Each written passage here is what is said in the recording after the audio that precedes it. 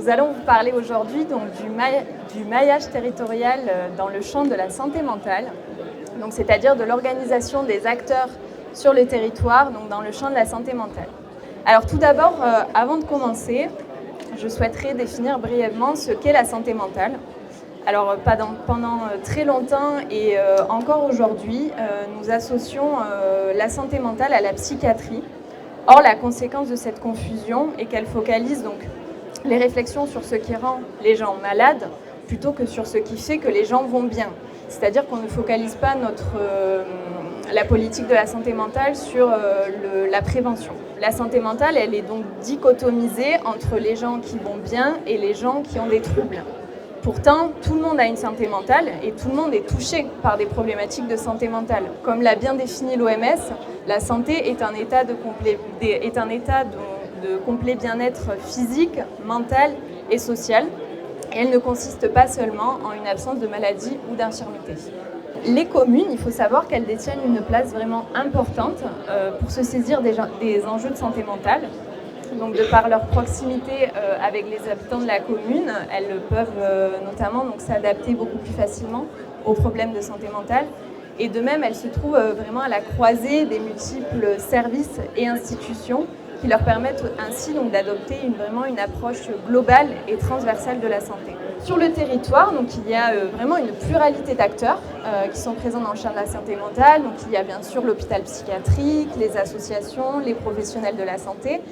Et il existe aussi des acteurs qui sont plus spécifiques et que je vais vous présenter maintenant, qui sont les groupes d'entraide mutuelle, des établissements pour jeunes aussi, à savoir les points d'accueil écoute jeunes, mais aussi les espaces santé jeunes, les centres de soins, d'accompagnement et de prévention en addictologie et les équipes mobiles psychiatrie précarité. Alors je précise simplement que cette liste n'a pas vocation à être exhaustive. Voilà, c'est simplement pour vous donner un aperçu des acteurs qui sont présents. Tout d'abord, le groupe d'entraide mutuelle, c'est un outil d'insertion dans la cité. C'est aussi un outil de lutte contre l'isolement et de lutte contre l'exclusion sociale des personnes qui rencontrent des problématiques psychiques. La particularité du GEM, c'est qu'il est constitué et animé par des personnes qui ont des troubles, ainsi que l'entourage de ces personnes-là. Leur philosophie repose donc sur le soutien par les pairs qui rencontrent des difficultés similaires. Les GEM ils proposent avant tout des temps d'échange, donc des moments de convivialité autour d'un café, d'un repas. Et ils mettent également à disposition un accompagnement sur des problématiques sociales telles que des problématiques de logement, de recherche d'emploi ou de sollicitation de droits. Alors c'est important de préciser que les GEM ils se différencient des structures de soins parce qu'ils ne considèrent pas la personne qui rencontre des troubles comme un patient, mais la personne est un véritable acteur, un véritable citoyen dans ces structures-là. Alors en second lieu, dans le domaine de la jeunesse, il existe également plusieurs structures qui sont destinées à prendre en charge les jeunes qui sont dans le mal-être. Et c'est particulièrement important de détailler ces structures-là au regard de l'impact qu'a eu la crise sanitaire sur la santé mentale des jeunes. Pour vous donner quelques chiffres, chez les 15-24 ans, les syndromes dépressifs ont doublé entre 2019 et 2020. Et également, les passages aux urgences pour tentative de suicide ont bondi de 27%. Alors, pour répondre à ce mal-être psychique chez les jeunes, il existe sur les territoires certaines structures telles que les points d'accueil et d'écoute jeunes. Donc, ce sont des structures qui offrent un accueil, une écoute et une orientation aux jeunes qui sont âgés entre 12 et 25 ans. Ces structures, ce ne sont pas des lieux d'intervention médicale ou sociale, elles assurent simplement le relais entre le jeune et la structure de droit et les structures de droit. La mission de ces établissements, c'est vraiment de prévenir les ruptures auprès des jeunes dans le mal-être qui rencontrent des conflits familiaux, qui sont confrontés aussi à un échec scolaire, à des conduites à risque. Donc, voilà. Et à côté de ces points d'accueil et d'écoute jeunes, il existe également les espaces santé jeunes qui ont également pour mission d'accueillir et d'orienter les jeunes, mais qui se différencient des points d'accueil et d'écoute jeunes parce que eux, ils mènent aussi en parallèle donc, des actions collectives d'éducation à la santé. Alors ces espaces de santé jeune, ils fonctionnent en réseau de proximité et ils travaillent donc avec toutes les structures qui s'occupent notamment des jeunes, donc à savoir l'éducation nationale, la protection judiciaire de la jeunesse, la maison des adolescents, les missions locales. Alors s'agissant ensuite des problèmes d'addiction, donc il existe sur les territoires des centres de soins, d'accompagnement et de prévention en addictologie. Ce sont des centres qui sont destinés aux personnes qui ont des consommations à risque ou qui sont dépendants à des substances non psychoactives. Ces centres, ils assurent une mission d'accueil, d'évaluation médicale, psychologique et sociale et d'orientation de la personne ou de son entourage vers la structure de soins adaptée. Alors ils peuvent par exemple mettre en place des consultations de proximité donc en vue d'assurer le repérage précoce des usages nocifs. Ils font également de la prise en charge médicale, de l'accompagnement social, de l'accompagnement vers l'hébergement, vers une aide à l'insertion professionnelle. Et ils peuvent par ailleurs gérer des dispositifs de soins résidentiels tels que des centres thérapeutiques ou encore des appartements thérapeutiques. Et enfin, en dernier lieu, en tant qu'acteur important dans le domaine de la santé mentale, il existe donc les équipes mobiles psychiatrie précarité. Ce sont des équipes mobiles qui sont mises en place par les ARS. Donc je vous invite, si vous n'en avez pas de présence sur votre territoire, à les demander auprès de votre ARS parce que ce sont des équipes mobiles, des équipes vraiment très importantes. Elles sont constituées de médecins et d'infirmiers spécialisés dans le champ de la psychiatrie. Et elles ont une mission d'aller vers les personnes qui peuvent être bien souvent à la rue et qui, de par leur situation, ne peuvent pas accéder donc, aux soins. Donc elles orientent ainsi donc, la personne vers un dispositif de soins donc, si c'est nécessaire. Ces équipes, elles s'adressent également aux professionnels du champ de la santé, du social et du médico-social. Et pour que vous visualisez ces structures, ce sont notamment elles sont le pendant des dispositifs PASS, donc des permanences d'accès aux soins. Voilà, donc pour conclure, donc tous ces acteurs s'inscrivent dans une politique donc, de prise en charge de la santé mentale et elles s'inscrivent également dans des logiques donc, de coopération et de coordination qui sont développées sur les territoires. Et je vais désormais donc laisser la parole à Madame Cécile Binard qui va vous présenter les différents outils de coopération et de coordination présents dans le champ de la santé mentale. Merci beaucoup. Déjà pour commencer, vous m'entendez ? Oui. Déjà pour commencer, je vais vous expliquer d'où je parle, c'est-à-dire que moi je suis donc responsable de la promotion de la santé sur la ville d'Antony. Aujourd'hui, l'idée c'était de dire, le ministère de la Santé, notamment le 3 mars 2023, a fait un point d'avancement en disant que la feuille de route santé mentale et psychiatrie a mis en avant les priorités à venir, et notamment la nécessité de développer les liens avec les collectivités locales. C'est de ce point de vue-là que je vais pouvoir développer un certain nombre de dispositifs qui existent dans le maillage territorial. C'est certainement des choses que vous connaissez tous, mais il y en a beaucoup et parfois on peut s'y perdre, donc c'est important de pouvoir resituer comment le conseil local en santé mentale se positionne avec le maillage. Tout d'abord, effectivement, comme je vous ai dit tout à l'heure, le PTSM. Le PTSM, donc c'est le projet territorial en santé mentale. Moi, je vais parler de celui des Hauts-de-Seine. Il s'est mis en place dans un contexte particulier, puisqu'en fait, c'est la loi de santé qui nous a donné la possibilité de faire un diagnostic territorial partagé avec les acteurs, la loi de modernisation de notre système de santé, pour que les acteurs puissent partir des points de rupture, de savoir qu'est-ce qui se passait localement et des causes, pour essayer de comprendre comment on pouvait formuler des propositions concrètes au regard des manques identifiés. Un autre dispositif dont on parle souvent, c'est le contrat local en santé de santé, le CLS. Oui, je sais, ça fait beaucoup de sigles. Et le CLS, en fait, c'est un outil qui est porté conjointement par l'Agence régionale de santé et une collectivité territoriale pour réduire les inégalités territoriales et sociales de santé.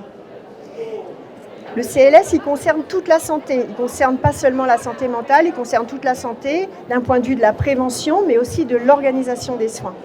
Il y a un certain nombre de CLS en France qui sont importants. Nous, on n'en a pas sur la ville d'Antony. On n'a pas fait le choix d'avoir un conseil local en santé. Un autre dispositif que vous connaissez sûrement, c'est le DAC, voilà, qui est un dispositif d'appui à la coordination. Il en existe un certain nombre. C'est des dispositifs qui ont vocation à piloter et en fonction de la structuration de l'offre sanitaire, d'aider les gens à pouvoir mieux se retrouver dans les dispositifs. Les DAC, ils viennent prioritairement en appui des professionnels de santé, sociaux et médico-sociaux, faisant ainsi face à des situations complexes liées à des personnes cumulant diverses difficultés. Des gens qui sont déjà plus, par exemple, dans les soins et que, du coup, le DAC va essayer de ramener la personne vers les dispositifs de droit commun. En chiffres, aujourd'hui, les DAC, en novembre 2022, il y avait 132 DAC en France qui, en fait, sont majoritairement associatifs. Tout à l'heure, je vous ai dit, je suis la coordinatrice de l'atelier Santé-Ville. Donc, l'atelier Santé-Ville, je sais que vous savez forcément ce que c'est. C'est une démarche qui est quand même locale, qui est un dispositif qui est public et qui se situe vraiment à la croisée de la politique de la ville et des politiques de santé, dont l'objectif est de contribuer à la réduction des inégalités sociales et territoriales de santé. J'en parle parce qu'il intervient énormément au niveau de la santé mentale et que cette façon de faire qu'a les ateliers santé-ville se rapproche assez fortement des conseils locaux en santé mentale. C'est un peu la même démarche. On part de ce qui se passe au niveau du terrain pour essayer de comprendre qu'est-ce qu'on va mener ensemble pour diminuer ces inégalités d'accès aux soins. On ne peut pas aujourd'hui parler maillage territorial si on ne parle pas de la CPTS. Je suis sûre que vous en avez entendu parler. La CPTS, c'est les communautés professionnelles territoriales de santé. Ce sont des communautés qui regroupent les professionnels d'un même territoire qui souhaitent s'organiser. C'est souvent à leur initiative et autour d'un projet de santé pour répondre à des problématiques communes. L'idée vraiment des CPTS, c'est une vocation de rassembler les acteurs de santé d'un territoire, aussi bien des premiers ou du second recours aux soins, mais aussi hospitaliers, médico-sociaux et sociaux. Venons au CLSM. Qu'est-ce que c'est qu'un conseil local en santé mentale ? Un conseil local en santé mentale, c'est un espace de concertation et de coordination entre les élus, la psychiatrie, les représentants des usagers, les aidants et l'ensemble des professionnels du territoire. Il a pour objectif de définir et mettre en œuvre des politiques locales et des actions permettant d'améliorer la santé mentale de la population concernée. C'est une approche qui est locale et participative. Elle concerne vraiment la prévention et le parcours de soins. Et associe non seulement les acteurs sanitaires et sociaux, mais aussi la personne intéressée. C'est là où je voulais vous montrer par rapport à l'atelier Santé-Ville, c'est que le conseil local en santé mentale, il y a conseil, c'est pas un contrat, c'est un conseil local en santé mentale. Et la personne qui a eu une problématique de santé mentale est complètement partie prenante de ces conseils-là. On ne décide pas pour eux ce qui est important pour eux, mais on décide avec eux ce qu'on pourrait faire pour que ça aille mieux pour tout le monde. Le plus important dans un conseil local en santé mentale, c'est de se connaître entre partenaires. En fait, on se rend compte sur un territoire qu'on ne se connaît pas et qu'on ne connaît pas ce qui se passe, ce que font les uns et les autres. Au niveau du fonctionnement, alors on a passé une convention, donc c'est important d'avoir une convention qui soit très claire pour que les gens s'y retrouvent. Et dans cette convention, il y a y compris un code de déontologie, puisque les informations qui vont être partagées sont des informations qui sont liées au secret professionnel. On ne dit pas de choses importantes sur quelqu'un sans que la personne puisse être au courant de ce qui s'y passe. Les actions qui ont pu être menées et qui vont inscrire le maillage territorial. C'est 2 groupes de travail dans un premier temps que j'ai fait, qui est un sur la communication et le deuxième sur la prise en charge des enfants. Pourquoi la communication ? Si aujourd'hui on fait un petit sondage, même ici, sur qu'est-ce que c'est qu'un CLSM, je ne sais pas si les gens sauront très honnêtement quoi répondre. Et beaucoup de gens ne savent pas tellement ce que c'est en fait. Et du coup, on s'est dit, la première chose, c'est de se dire, on va mettre sur pied un outil de communication que vous pouvez regarder là sur la table devant vous, qui permet de dire aux gens qu'est-ce que c'est et à quoi ça sert. Le premier groupe a regroupé des volontaires et on a fait ensemble, donc tout ce qui est écrit c'est abrogé par tout le monde. Ensemble, on a fait cet outil-là qu'on a envoyé à tous les partenaires, largement médicaux, associations médico-sociales. Et c'est sur le site de la ville, donc c'est à disposition de tout le monde, si jamais on perd le papier, pour pouvoir avoir un lien avec le conseil local en santé mentale. Le deuxième groupe, c'est sur les enfants, parce que évidemment, quand on a une problématique avec un enfant, on fait quoi?